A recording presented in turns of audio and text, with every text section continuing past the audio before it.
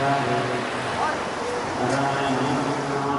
I wish very, very deeply at this moment that sitting with me here was my dearly beloved mentor friend, Rabbi Rosen, because he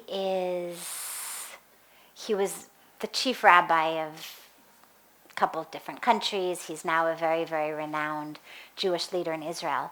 But he is the one who explains everything in a way that makes so much sense on a deep heart spiritual level. And so I wish very much that he were here, because he would be able to explain to you about Yom Kippur and the Day of Atonement and this concept of judging and this concept of being judged by God in a way that at the end you'd say, oh my God, how beautiful and how blessed I am to belong to a tradition that has such a beautiful teaching. I cannot, unfortunately, channel him, so I cannot tell you what he would say.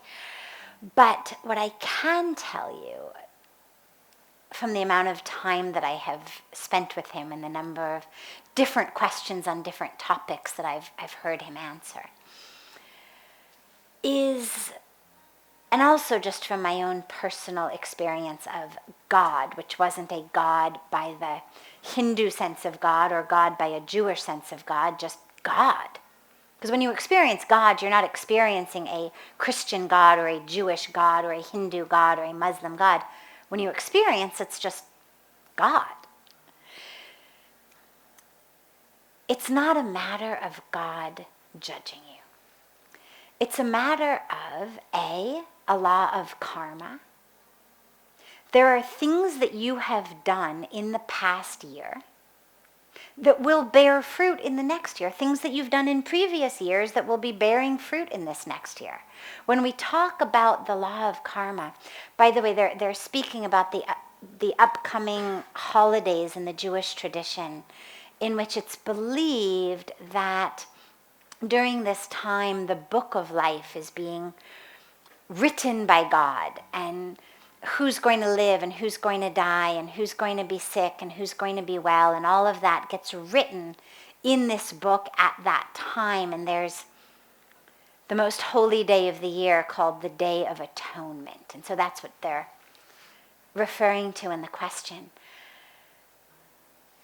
There are things you've done that will bear fruit in the next year, that if you were God, you would be able to see right now, and you'd know you could write them in a book and seal the book, because you know this is coming to pass. In the same way that if you put money into a fixed deposit a certain number of years ago that had 2020 as the year of maturity, you could know, all right, this fixed deposit's going to mature, I'm going to get this much money. Not because you're clairvoyant, but because you could see, you know, I put this money into the fixed deposit at this rate of interest.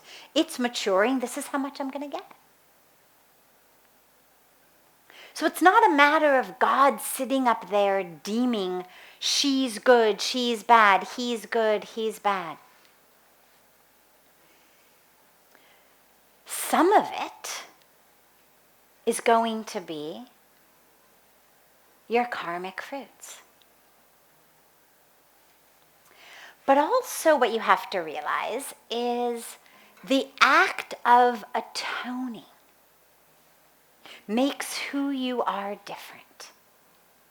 And what that means is you're going to act differently. If the atonement was real, you're going to be a different person, act in a different way, which means that different things will happen to you. So it's not that things are being predestined, predetermined on this day for the next year. You are co-creating your next year. If you really atone, if you really pray, if you use these high holidays,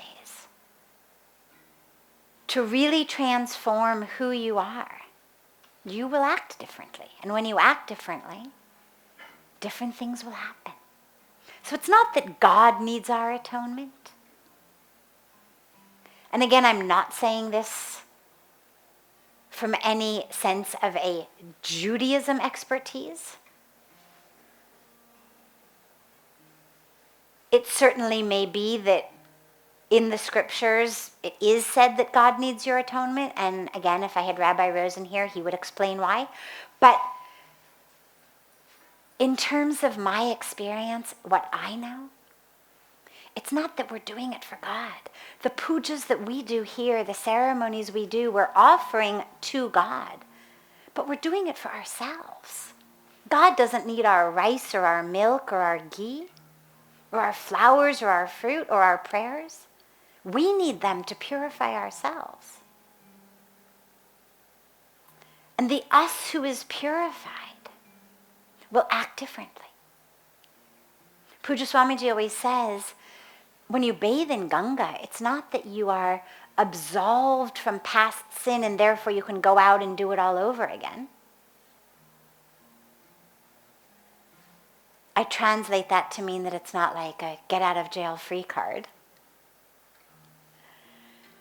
It's only there when you have a bath in Ganga that changes you.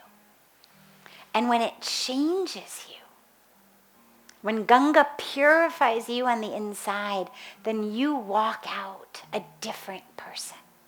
And when you're a different person, then your whole karmic package changes. So use these days to atone, not because God needs it, but because you need it. Use it as a way to change yourself. So that regardless of what's written in the book, you in the next year are different. Write your own book. Write your own book this year. That pen's in your hands.